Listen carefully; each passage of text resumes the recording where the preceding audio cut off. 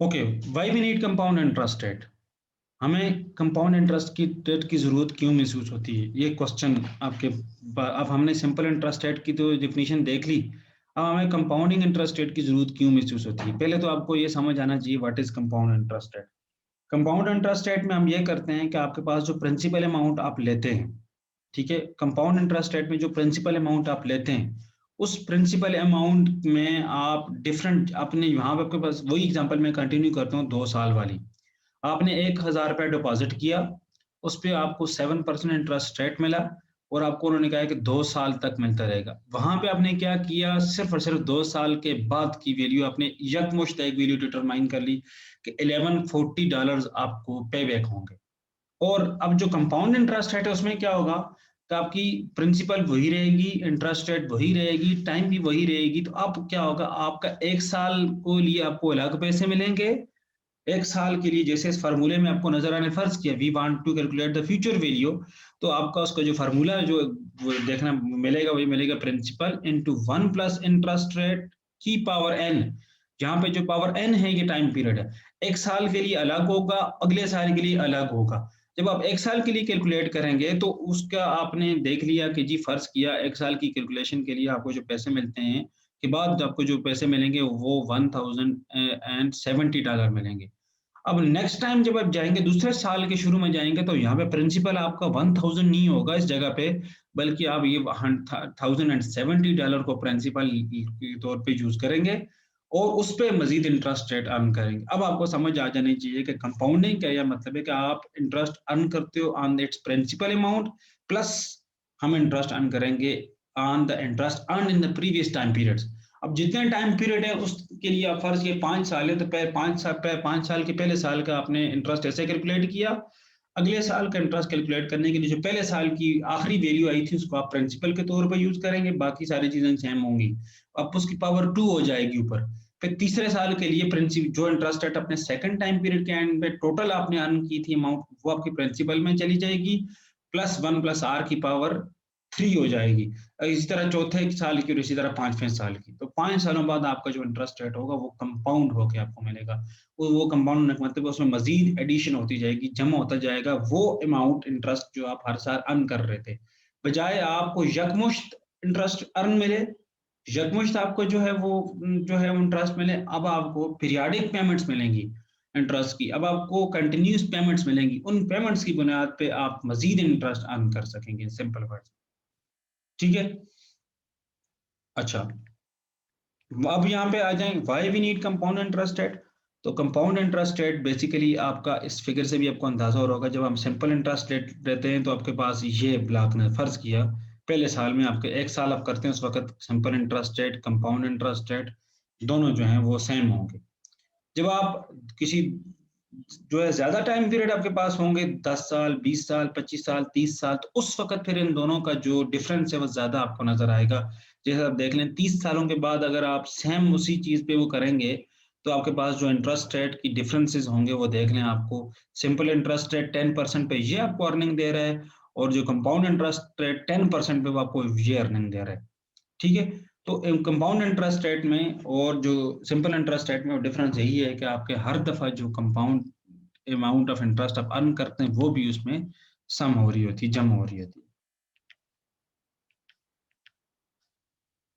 General formula आप देख लें, general formula for future value क्या है कि future value of n time periods is equal to p not principal amount into 1 plus i r, r भी कह सकते हैं कि पावर एन, ये आपके पास जो है वो वैल्यू होगी। अच्छा, अब इसको अब आपको जिस तरीके से अगर आप स्टैटिस्टिक्स पढ़ते हैं तो उसमें आपके पास डिफरेंट जो डिस्ट्रीब्यूशंस हैं, जी डिस्ट्रीब्यूशन, टी डिस्ट्रीब्यूशन, काय डिस्ट्रीब्यूशन, उसके लिए टेबल्स मौजूद होते हैं। यहाँ पे भी आपको फाइनेंशियल जो टाइम पीरियड्स हैं उसके लिए भी आपको फ्यूचर वैल्यू की और प्रेजेंट वैल्यू का टेबल भी मिलेगा आपको बुक्स में। फ्यूचर वैल्यू और प्रेजेंट वैल्यू का बुक्स के अपेंडिसेस में भी होगा और बुक्स के चैप्टर के अंदर भी आपको मिल सकता है, इंटरनेट से भी आपको हेल्प आउट मिल सकती है उसकी टेबल के। आप या तो फार्मूला के थ्रू करें, ये जो आपके सामने हमने किया है खुद मैनुअल कैलकुलेशन की है, या आप उसकी future value and time periods को आप टेबल के थ्रू जो है कंपेयर करके दे सकते हैं। Principal amount into future value interest factor of interest and time period जो भी आपके पास होगा, ये आपके पास टेबल मौजूद है। इस टेबल में आपको डिफरेंट टाइम पीरियड्स भी मेंशन होंगे और इंटरेस्ट रेट भी मेंशन होगा, ठीक है। अब आपको हर टाइम पीरियड की जो है वो अर्निंग आपको फ्यूचर वैल्यू इंटरेस्ट फैक्टर आपको जो हर एक के अकॉर्डिंगली उन्होंने देखें, एक टाइम जब आप एक साल में करेंगे 6%, 7%, 8% में आपको ये डिफरेंट डिफरेंट वैल्यूज मिलेंगी। जब आप 2 इयर्स के लिए करेंगे पहले साल 6% पे आपको ये इंटरेस्ट मिलेगा, 7% पे ये मिलेगा, 8% पे ये मिलेगा। इसी तरह 3, 4, 5 आपको चलते रहेगा। ये आपका टेबल के थ्रू भी आप उसकी वैल्यू को देख सकते हैं। एक तरफ आपको पीरियड मिलेगा, ठीक है, और एक तरफ आप जो आई यहाँ पे आपके पास मौजूद है, आपको यहाँ पे मिलेगा, सॉरी एन जो आपके सामने यहाँ पे मौजूद है, और यहाँ पे आपको डिफरेंट इंटरेस्ट रेट मिलेंगे, आपको इंटरेस्ट रेट की डिफरेंट वैल्यूज मिलेंगी, उनके थ्रू भी आप देख सकते हैं। बजाय कैलकुलेट करने के आप वहां से देख के भी उसकी वैल्यू लिख सकते हैं। ये देखिए आपके पास जब आप इस टेबल को यूज करेंगे तो हमने कहा है कि 2 साल के लिए आपको जो फ्यूचर वैल्यू इंटरेस्ट फैक्टर है वो 7% एंड 2 वैल्यू के साथ आप 7% पे जाएंगे, 2 टाइम पीरियड में जाएंगे तो ये वैल्यू आप वहां पे मेंशन कर लेंगे 1.145, उसको आप यहाँ पे मेंशन ब्रैकेट के अंदर रिप्लेस कर दें। रिप्लेस करने के बाद आप उसको जब मल्टीप्लाई करेंगे तो आपके पास आप कैलकुलेट करके देखें या टेबल के थ्रू देखें, आपको दोनों जगह से मिलेगी। अब एक छोटा सा कंसेप्ट यूज किया जाता है कि कहता है कि अगर आपके पास सवाल ये कर रहा है $5,000 and we are earning 12% compound rate, तो कितना टाइम के बाद, कितने वक्त के बाद, आपको 3 चीजें आपके सामने वहां मौजूद हैं, या प्रिंसिपल अमाउंट है, एक इंटरेस्ट रेट है, एक टाइम पीरियड है। अगर आपके पास टाइम पीरियड नहीं है, आपको सिर्फ 2 चीजें मौजूद दी गई हैं, इंटरेस्ट रेट दिया गया है और आपको जो है वो प्रिंसिपल अमाउंट दी गई है, तो आप टाइम पीरियड को कैसे फाइंड आउट करेंगे? आपको पता चलेगा कि कितने अरसे बाद आपकी वैल्यू जो है वो उसकी डबल हो जाएगी, उसकी वैल्यू एनहांस हो जाएगी। उसको देखने के लिए हम यूज करते हैं रूल ऑफ 72, एक कंसेप्ट है रूल ऑफ 72 यूज करते हैं। तो उस रूल ऑफ 72 को वो करने के लिए आपको उसको यूज करने के लिए क्या होगा कि आप 72 के पे डिवाइड करेंगे जो आपका इंटरेस्ट रेट वो आपके साथ जो है उन्होंने वो किया होगा, जो इंटरेस्ट रेट आपके साथ उन्होंने एग्री किया होगा।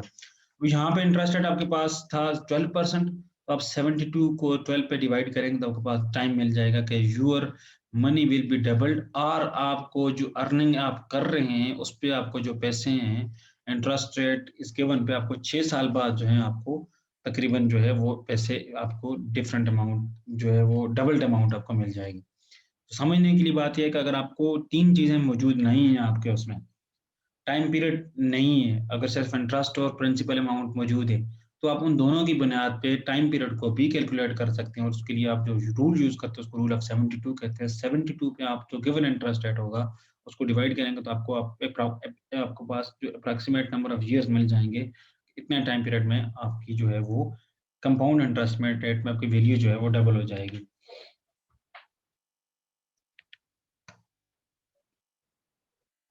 अब जरा इसको हम ग्राफिकली देख लेते हैं।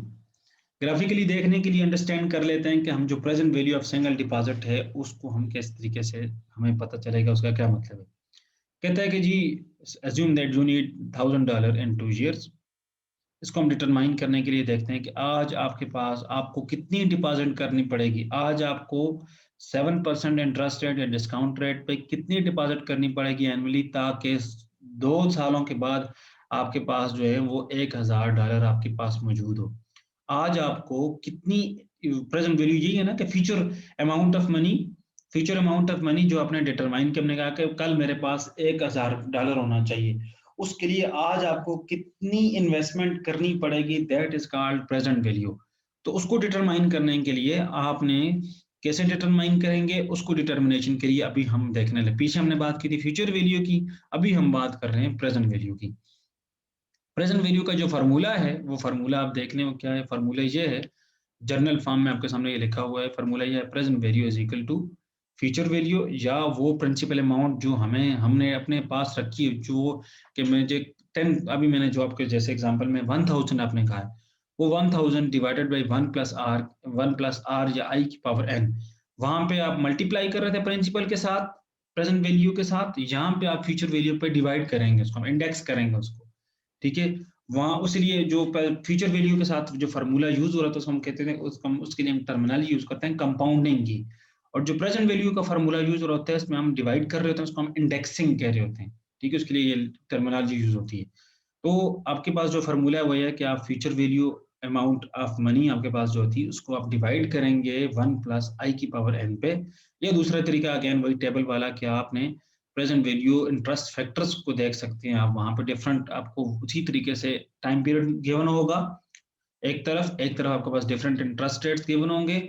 आपने उसको उठाना है, उससे वैल्यू देखनी है, जो वैल्यू आ रही थी, ये वैल्यू आ रही थी 8.0.873, तो उसको आपने उसके साथ मल्टीप्लाई करेंगे तो आपको पता चल जाएगा कि आज आपको $873 डिपॉजिट करने पड़ेंगे सो दैट कि 2 साल बाद आपके पास $1000 मौजूद हो। या कल 2 साल जो कल आने वाला है, 2 साल बाद आपके पास $1000 तब होगा, जब आज आप $873 की इन्वेस्टमेंट करेंगे, $873 की डिपॉजिटिंग करेंगे। ठीक है? इसका मतलब ये